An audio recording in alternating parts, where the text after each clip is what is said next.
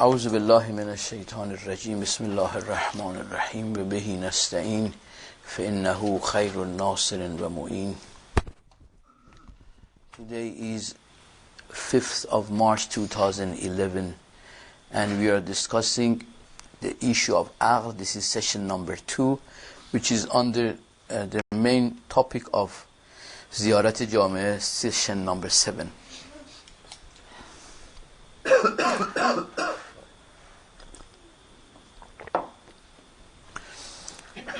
Assalamu alaykum ya da'i Allah wa rabbani ayatih. I ask Imam Zaman alayhi salatu wassalam to help us all that this early morning we have got together and instead of sleeping and doing our weekend have gathered together this early in the morning and make it a fruitful and understanding session for us, inshallah.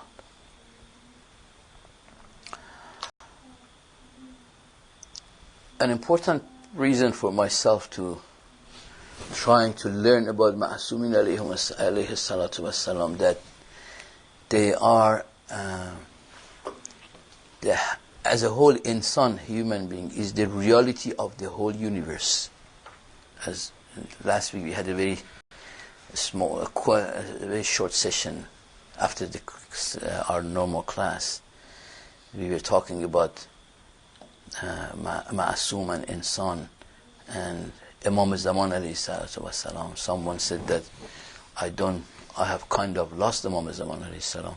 I mean, that was a sort of the way to say it, but the thing is, we want to get to know them more, to understand them, because they are, what I said, the reality of Ma'asawallah is the reality of Insan. Ma'asawallah, everyone understand what is Ma'asawallah? Ma'asawallah means everything other than Allah subhanahu wa ta'ala. All the creation are called Ma'asawallah.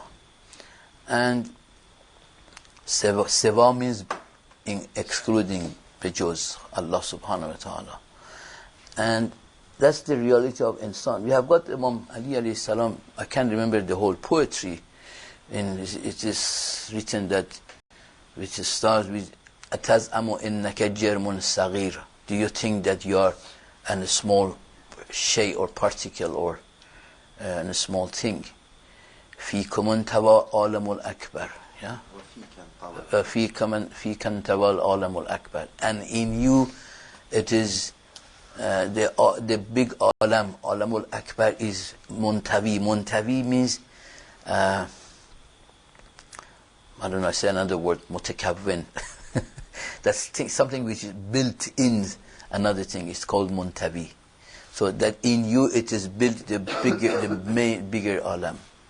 And problem for usual human beings to even visualize that intellectually, not by tasvi, by image. We have to visualize that intellectually, is because we look at ourselves and we do not find any relationship between ourselves and outer world. The outside world is, so irrelevant. It looks to us so irrelevant. Then we cannot understand. Maybe we understand the mafhum of this word, that insan is the reality of the Ma'asawallah and the other world, or the whole world. But to know that, so that in a way that one can relate to, needs that we get close to this feeling, and we don't have that feeling. We don't have any. I personally am nowhere close to that, so that I can make an understanding of this. But when the point here is, when insan kamil, because insan as a whole, when it says insan as a whole is Imam alayhi salam, when he says, addresses insan that atazamu innaka jarmun saghir, he is not saying that every human being is alam kabir. It is potentially everyone is alam kabir. But when it comes to Ma'asum alayhi salam, in actuality they are that. They have actualized, and they are born in that state in terms of their nafs. And what happens if I don't know this? I tell you a story of, it's one of ulama, not very famous ulama, of course, I don't remember the name. I read from him that he says he was, that's some probably, I don't know, 100, 150 years ago, in Karbala or Najaf. He met with a group of people, of which there was an old Sunni man, gentleman, like 90 years old, 18, 19 years old. And within the discussion, you all understand the word Agha, right? Agha means master, not mister, master, or lord, something in those lines. That man, that issue of comes up, and that man says, do you know who, he's asked, who is your Agha, who is your master? That's sort of master of the tribe, probably. He said, our master has got 1,000 camels, and he has got 100 slaves or servants, and gives a little bit of definitions like this to his master. And when this man, he's talking about this issue, he says, then that man asked me, who is your master? I said, my master is a master that whenever you need him, he's there. Whenever you need him, he's always there for you. And that Sunni guy, he says, it was like his heart was melted, that man. He said, what a good master you have. That's the really nice master. The master must be like that. So he kind of related to that state of a master. What is a real master? He said, what a good master. A master should be like that. And some more conversation goes on that this Shia guy who is narrating this, he says that the heart of that man was melted to this. He was really related to it. And then they get away, they go away he goes back to his city, and then he 1 or 2 or 3 years, a few years later, he comes back and he looks for that old man. He said, I always thought he had such a potential to become a Shia. He had no animosity for Ahlul Bayt and then when I spoke about our master, he was really so interested, and his heart was this and that. And he asked for him. They say he has died, he has passed away. He said, I felt really sorry, and I went to his grave, and then I recited Fatih, and when I came back, the same night I saw him in the dream, saw the old man in the dream, that he was in a glass room, and outside the glass, it was all gardens and trees and flowers and very beautiful place. But he was sort of enjailed into that glass.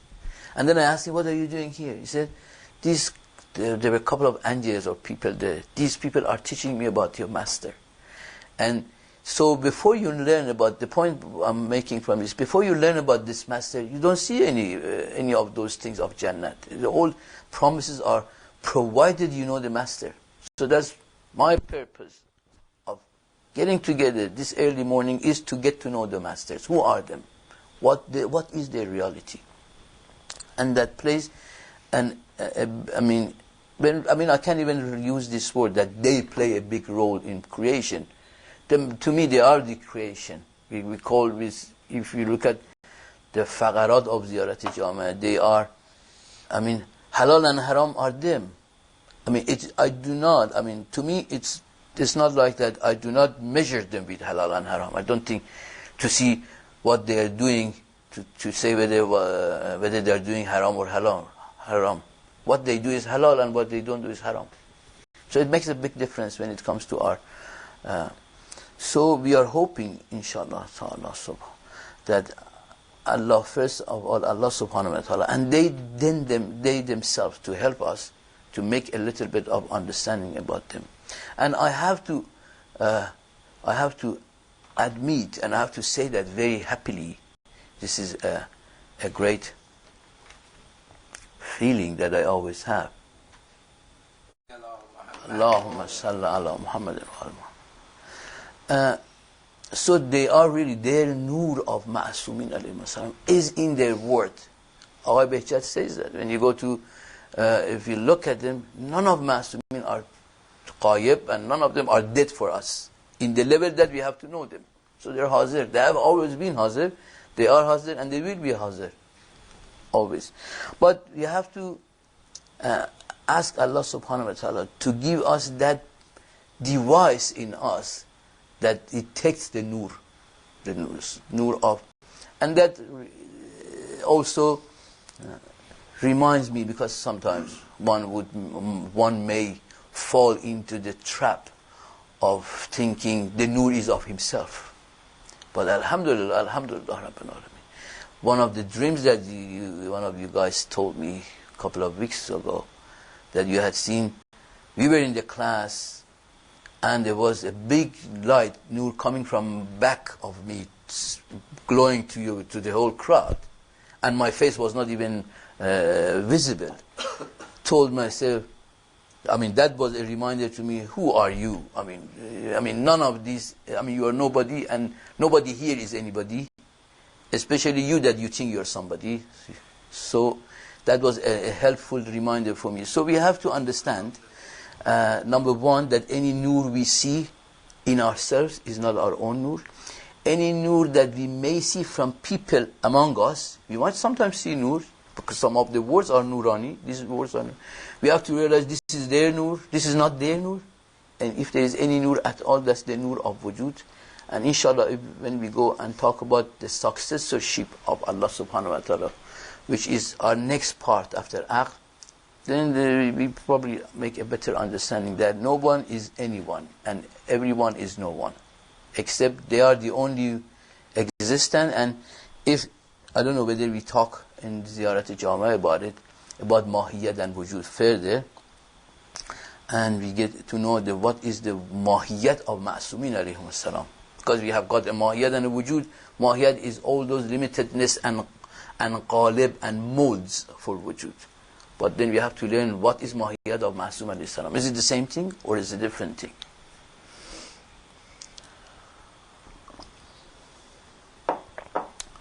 We spoke about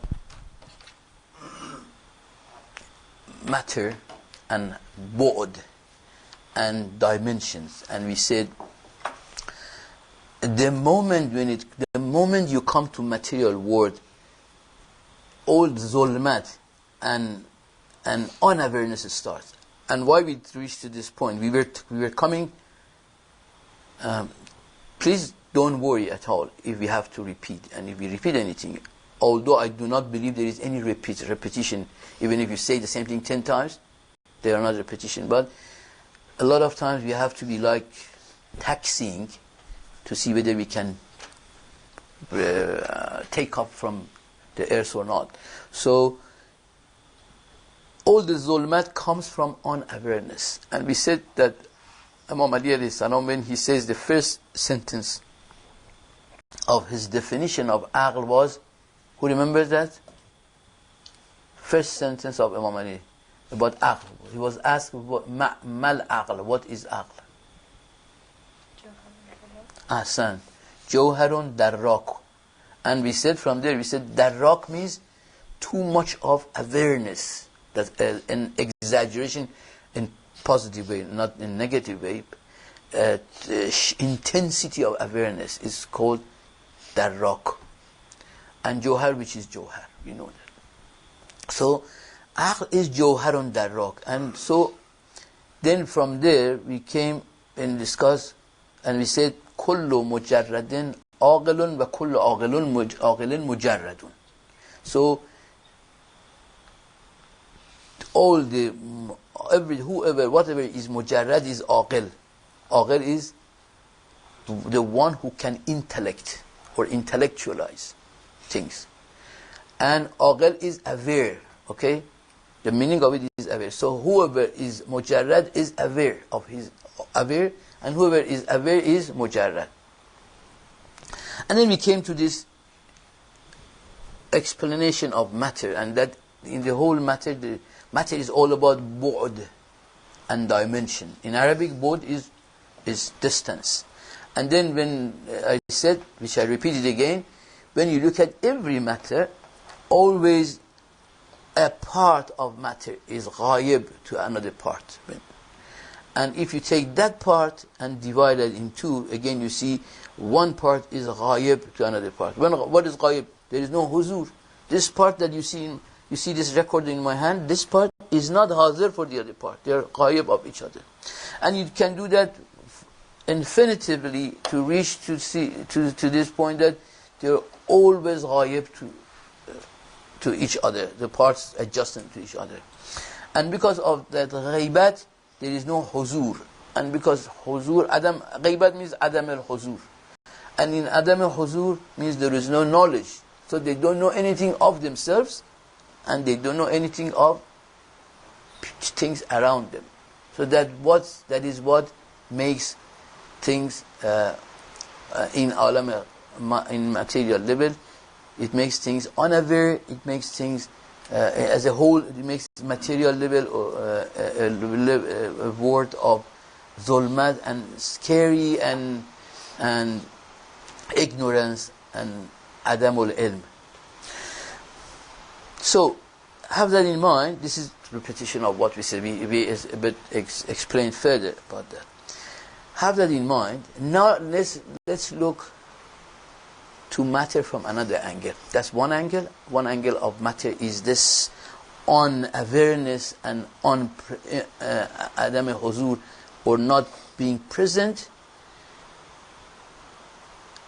There is another aspect in matter that is quwwah, potentiality.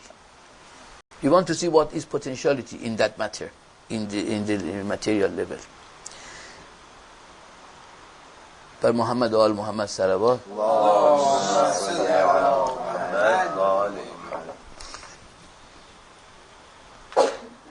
I want to add one more thing in the previous notion we spoke. That is, when we say in matter one side is ghaib to another side, we can say it another different way. We can say in this part of this recorder there is adam of the other part, right? Because this part does not exist on the other side. So if you see, for this part there is a lot of adam. Adam is non-existence. Please, I know all of you know the word adam. Ain, dal, mim. Non-existence.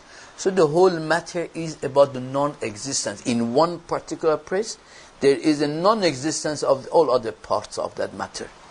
So that's one side.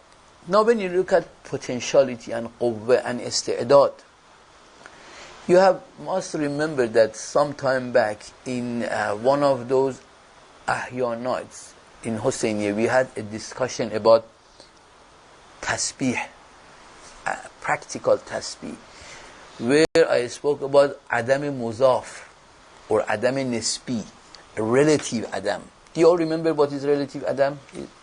Anyone don't remember? Do you remember, Fatima? What is adam nisbi? Is it relative? Like, No, like but not totally adam. Yeah, but that is not the definition. Show me, give me an example of adam nisbi. Like how before things come to creation, they're in ilm of Allah, so they're in relative adam. Ahsan. So adam nisbi or relative adam is when things are in alam ilm. The alam ilm, we have said that alam ilm is potentiality. Basically, things when are in potentiality, they are in the realm of the ilm of Allah subhanahu wa ta'ala. When we look at a seed, that orange tree in that orange seed is in ilm of Allah. It is in realm of ilm, that is in adam. Basically, there is no any other adam other than this. That's the only adam that is referable. You cannot refer, you cannot visualize or think about adam mutlaq, the absolute adam. But you can say it. I mean, like they say, sharik bari ta'ala. Sharik bari ta'ala means partner to Allah subhanahu wa ta'ala. That is adam mutlaq. But it's a word you can say it. But they cannot do ishara, refer to it. But into Adam Muzaf or Adam Nisbi, which is in potentiality, we can refer to, yes, that orange tree which is in the potentiality of orange seed is in Adam. What this brings to mind, when you look at all material universe, is full of Adam. I said the whole material universe is motion. And we know, besides physical motion, motion is, what was the definition of motion? Exiting from potentiality to actuality gradually. That is called motion. So, when you look in the material world, is all harakat. And mind you, it is a wrong, absolutely wrong notion that one think about matter like this, relationship of matter and harakat, that matter has harakat. Matter is harakat. These are two different things. Matter does not have harakat. They say it is not bija'al, it's ba'ja'al basid. Ja'al means creating, okay? So, matter is created by harakat. When Allah subhanahu wa ta'ala created, the motion, matter was created. Not that He created matter and gave motion to it. These are two different things. But one of the reasons for not comprehending this is this, what I've referred to as thief. The previous notions, previous meanings that we have, they are thief. They steal the real meanings from your mind. So what is the thief here?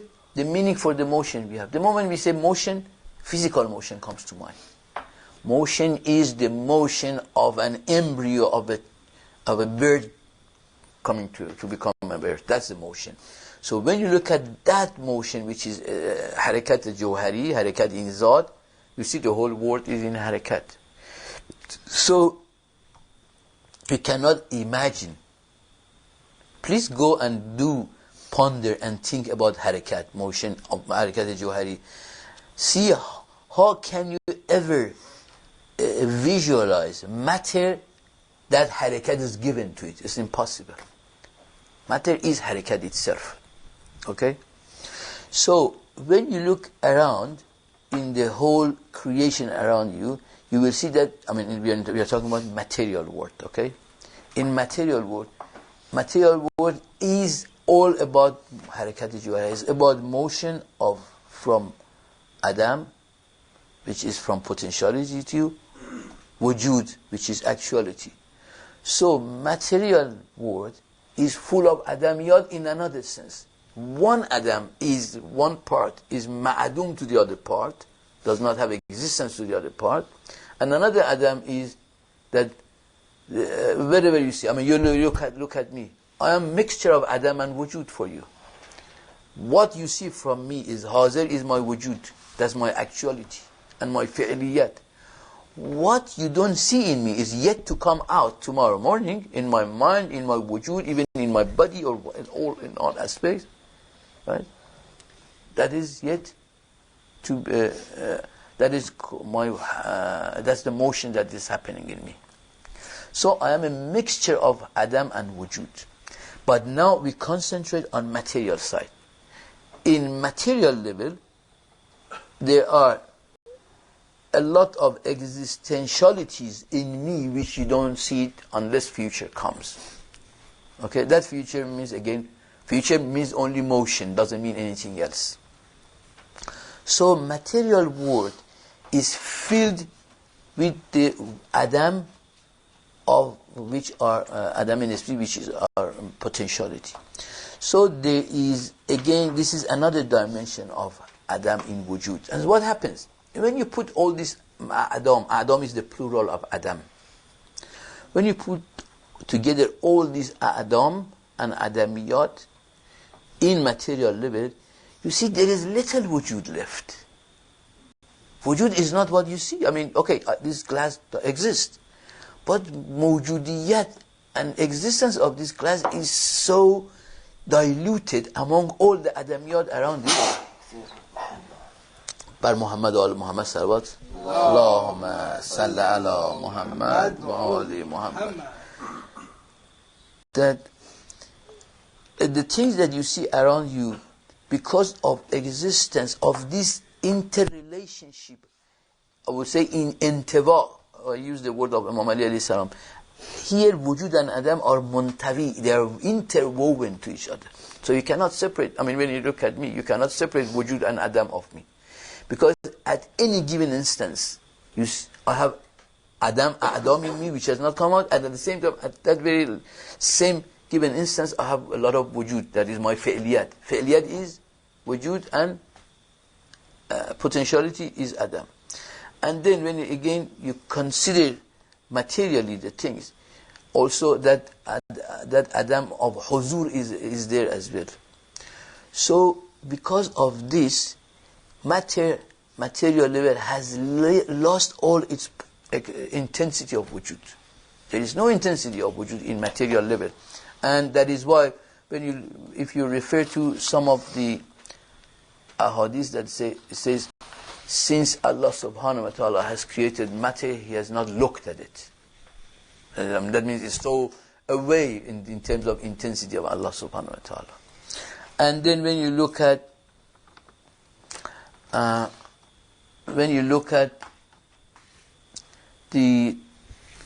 all this abandonment of material world and kasarat is due to this very characteristic of being full of Adam and full of non-existence. And this non-existential being in the material world starts gradually. When you see gradually, it starts to come out the moment the huzur starts to come. I really like to. Probably it would have been better if I have started this topic with the issue of ilm and huzur, with the. But we can do it still. I mean, after this, we might go to that and put successorship in next one. Mullah Sadra has a very beautiful and understanding notion of ilm, which is topic-wise. It's called ma'alum bil-zat wa ma'alum bil-araz. We have probably referred to it a couple of years ago, and that explains the issue of ilm and huzur and knowledge. Nevertheless, so because of this Adam and huzur in this material world, and because of this Adam, you see all dhulumat, you see all darkness, you see all unawareness, we see all unpresence, we see, and then at the end the intensity of wujud is lost. What is lower than this matter? Do you know anything more lower than this matter? Non-matter. No, yes. No, not non-matter. Lower than this matter, which is what Allah subhanahu wa ta'ala refers asfalus safilin. In Quran when it says faradadnahu fi asfalus safilin, does it have fi? In Surah Insan. Faradadnahu asfalus safilin. And we send Insan, we send him back to asfalus safilin, to lowest of the lows. Lowest of the lows, there is a big, huge, beautiful concept in this matter that is hayula. You remember we have spoken about hayula. Hayula, definition-wise, philosophy, because hayula has different meanings in different contexts. The philosophical context of hayula is mere potentiality. Means there is no actuality. Okay? But of course it is only an intellectual issue. You cannot find mere potentiality. In outside world it doesn't exist. But it is definitely intellectable. You can understand it, you can visualize it intellectually, that a state which is mere potentiality and there is no actuality. We call it hayula. One of the names, subhanallah, one of the names they have given to, I mean, I don't go now, I have to stop myself not to create further confusion. No, we talk about it, no. Not, I'm saying I leave it for the last session of Akhl, because I'm afraid that I may create confusion. See, you remember what happened last Tuesday? What happened when you reached to good things? Did we? Just make us cry. Almost there. Who was saying that? I remember.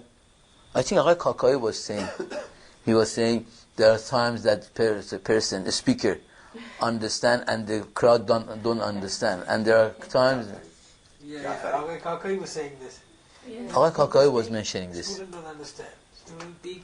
Teacher doesn't understand, but there's a stage where teacher also doesn't understand what he's narrating from Al-Jafari, yeah.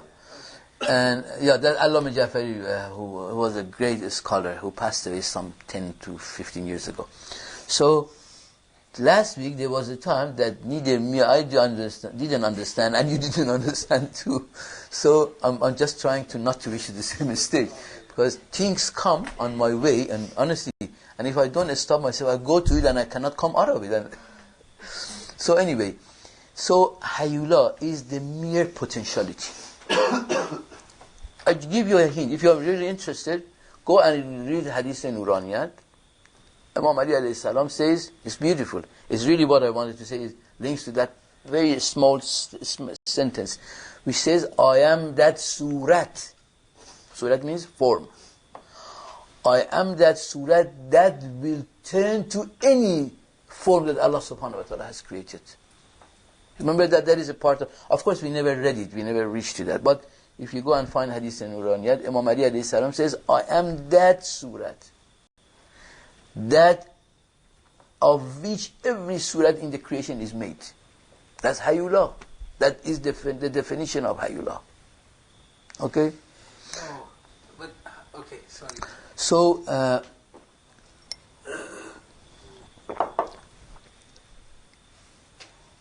the mere potentiality is the lowest of lows, and that is, of course, that is a state of i'tibar aqli only, and in which state, that is the state that we have been ourselves as well. We have been in a state without any fi'liyat and actuality. But what is, if you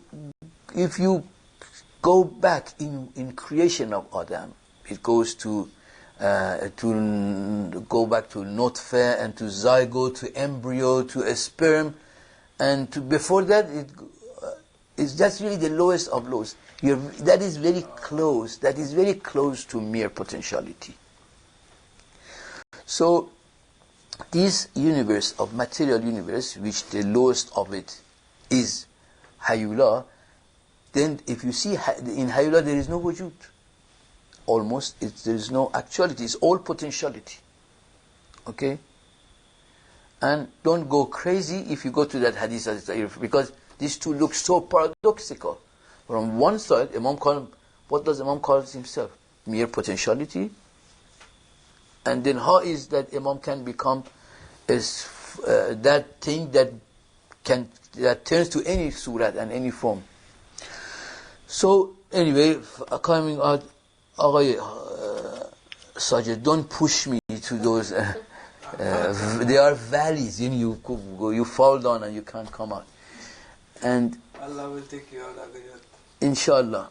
And then, when you look at material world and you take that notion, you see how wujud has come to such a low intensity, and it's mixture of Adam and wujud, and the only thing that the only start of it is when when you see in tabiyat, in material level, when the first soul is created. What is the first and lowest soul?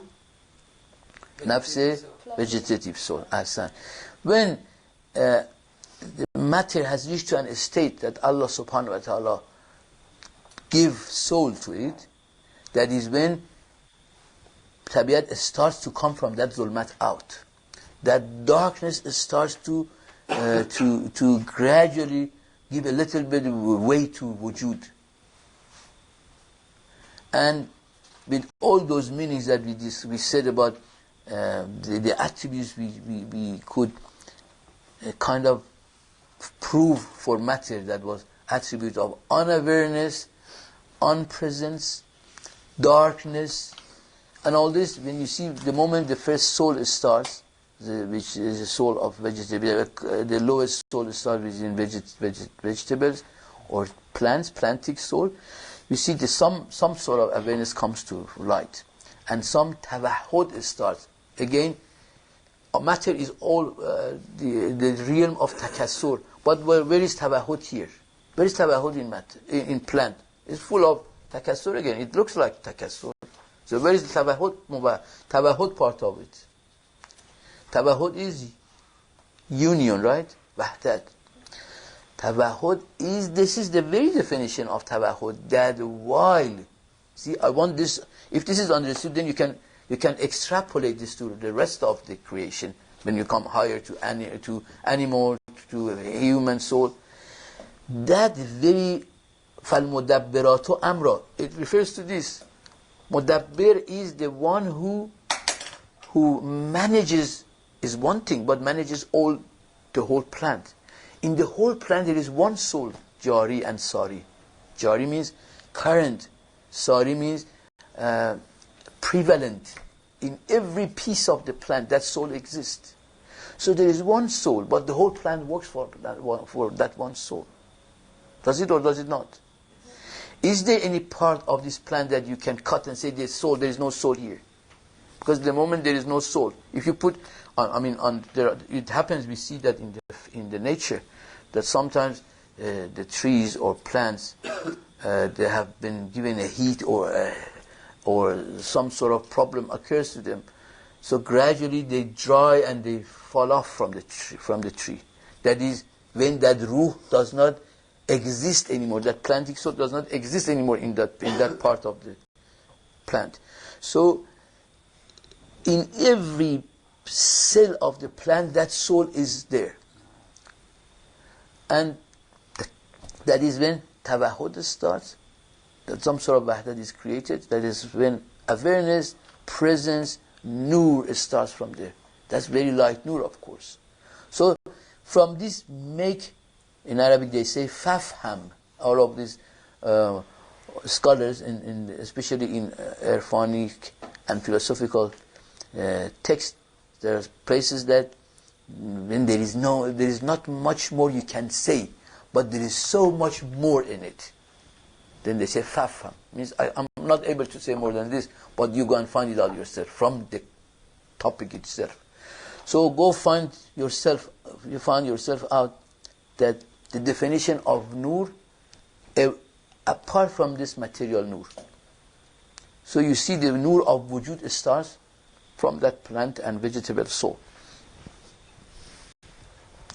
So here nature starts to come out of that darkness, gives the first soul, Allah subhanahu wa ta'ala, to plantic soul. And then plantic soul, see, matter has converted to plant. Matter has come out of that darkness for the first time ever.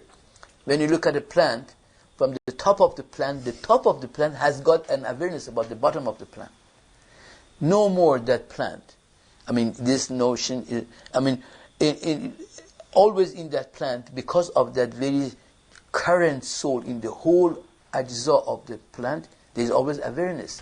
If there wasn't awareness, how would that root would have brought up that nutritional matters to that very end leaf, end cell of that leaf, like 10 meters away from the root.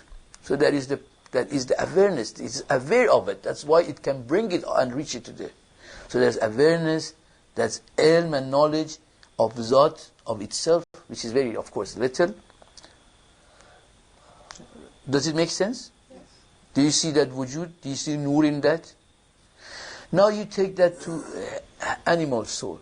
In animal soul, you see that is even more. It is more tangible and more comprehensible to see that animal soul being present in all parts of that animal body. Even ourselves, look at, you don't need to go outside. Go to yourself. Look at your animal soul is all the time aware of all the body needs of you. It very clearly remembers, knows when you get hungry. It remembers, even you don't have, because those things are takwini, we don't have even conscious to it. We don't even understand it. when it works and brings all those highly sophisticated and processes of bringing nutrients to your even nail, if you like, into those cells that are so remote, it looks so remote from the center of the body. So it never forgets, it never ignores, unless some obstacles happens in those processes in the body, which Dr. Muhammad understands better than us. Unless none of those obstacles are there, the body does its work. The animal also does its work very properly. So again, here you see there's more. What is the difference? That the very difference that you see between the plant and animal, that's the difference of wujud. You see? And now in animal there are 5 senses that are working. And those 5 senses, of course, when it's in material level, in this world, they are they look to us material, but they are not really material. Mullah Sadr argues that there is any sensual perception at all. He says all the perceptions are idrak. They convert to idrak aqli. Finally, they are not going to be. I mean, there is not such thing called as a sensual idrak. It starts with sensual perception, but it is at the end is an idrak aqli. So when you look at those 5 senses, that you see even in those senses not. I'm not talking about alat. I'm not talking about the ear itself. I'm not talking about the eye itself. I'm talking about those faculties of sighting or seeing, faculty of hearing, faculty of touching. Those are, again, nur. If you look at them, they are really nur. They have no relationship to matter whatsoever, because they are source of idrak. But that is through which you get to know something. When you look at something, you know it. When you hear something, you get to know it. That even this is the same thing when we read in Quran, Allahu Sami'ul Basir. Sami'iyat is comes from Allah subhanahu wa ta'ala. Basiriyat comes from Allah subhanahu wa ta'ala. So these idrakat and perceptions, they are all nur. They are all from another alam. They are not of this material world, although they work in material world. Although you have all alat and device of these senses are in this world, but does it mean if we die, we don't hear anymore? Of course we do hear, we see. But depending, of course, if in the other awalim, if we have not made our, for instance, barzakhi body, we have not made it blind. Even, see, the point here is, even people who cannot see in barzakh or in qiyamah, they still have sami'iyat. But the barzakhi body is blind. Their intellectual body is blind. But it doesn't mean that their nafs does not have any basiriyat. The nafs is basir by nature, inherently, but needs the proper device to work in different awalim. We have discussed this in reality of death, if you remember. So when you look at animal, you see that nur is becoming more. There's more nur, there is more awareness, there is more presence. Definitely for an animal, he has more presence for that nur. There is more presence of what happens to his food. Maybe definitely there is less presence for vegetative soul to understand what is happening to one of its leaves, although it knows clearly, because it's so long as the leaf is alive, that means that presence and currents and prevalence of the soul is there. But when it comes to animal soul, is even more, and there is more stronger presence, and there is a stronger awareness, and there is a stronger ilm, there is intensity of self. There is more intensity of awareness and knowledge, and there is more nur. So the very difference between these two awarenesses, you see, this is the awareness. This is the difference of intensity of wujud. So what I'm trying to show through this comparison of plant and animal is to show how the Adam, non-existential things, has brought the level of wujud to such a low level. So the moment it starts to take out, things start to come out from the matter, they go towards wujud and wahdad and tawahud and nur, and the darkness reduces. Subhanallah. When they talk about this darkness of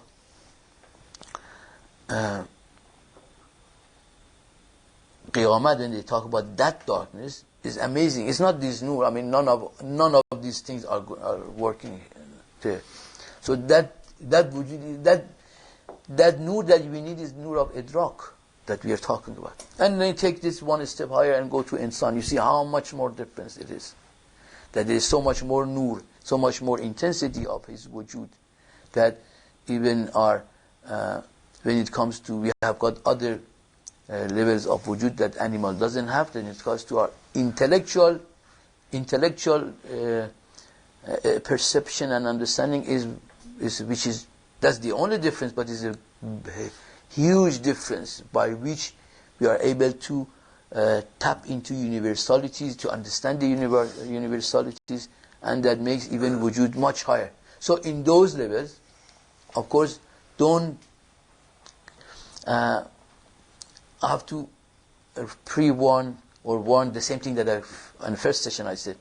Don't confuse this with this what we are talking about. Don't confuse it with tafakkur. Don't immediately refer to your mind about the process of thinking that you are able to do. But when that level of universality is present in one's wujud, then there is much more nur. That is where we know shaitan have no way into it. You know that shaitan is up to level of wah. So there is no way for shaitan to reach to that level of aql. Bar Muhammad al Muhammad salawat. Allahumma salli ala Muhammad wa ali Muhammad.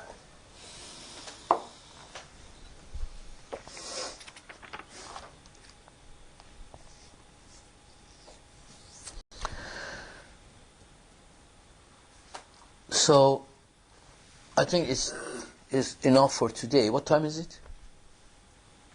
It's 7:15. 7:15. So today, our conclusion or our another aspect we added to what we knew about zulmat of matter was that maddiyat, which is acceptance of harakat. Maddiyat or madde is what accepts harakat and motion, and we said motion is another reason that Adam and existence are interwoven, and where wujud and Adam are so closely and so finely when you look at, for instance, when you look at مثلا an apple. See, apple is apple which grows red, that type of apple. I'm talking about the color of it. When that apple turns into red, there is a time when it is still green and it's turning to red.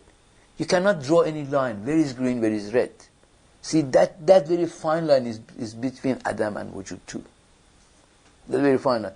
And when you look at yourself, as I said, you yourself are like that too. There is no fine line. I mean, when you look at me, you cannot say, where is my Adam?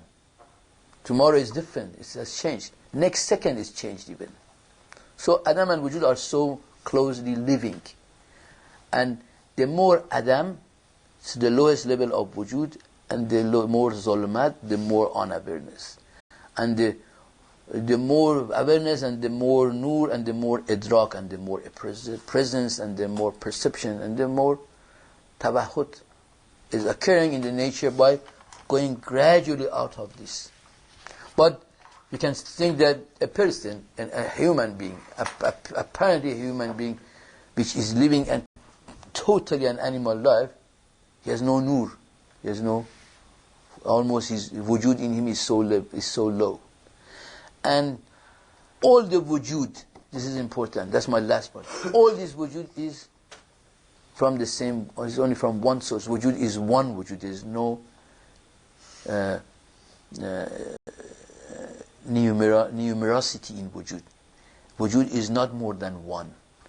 And the only difference you see in all of these things in their wujud is the intensity of that wujud itself. So they say, in philosophy they say, wujud tashtiti, yeah? Levelized, or wujud which has got different levels.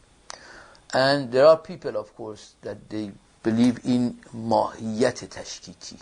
That they say mahiyat is tashkiki. What is mahiyat? Quiddity, right? Botanist. There are people who believe mahiyat, that tashkik, that intensity is in mahiyat. And then, of course, that's a big topic or an important topic in philosophy that up to Mirdamat, Marhum Mirdamat, when he's the teacher of Mullah Sadra, he was believing in Isalatul Mahiyya.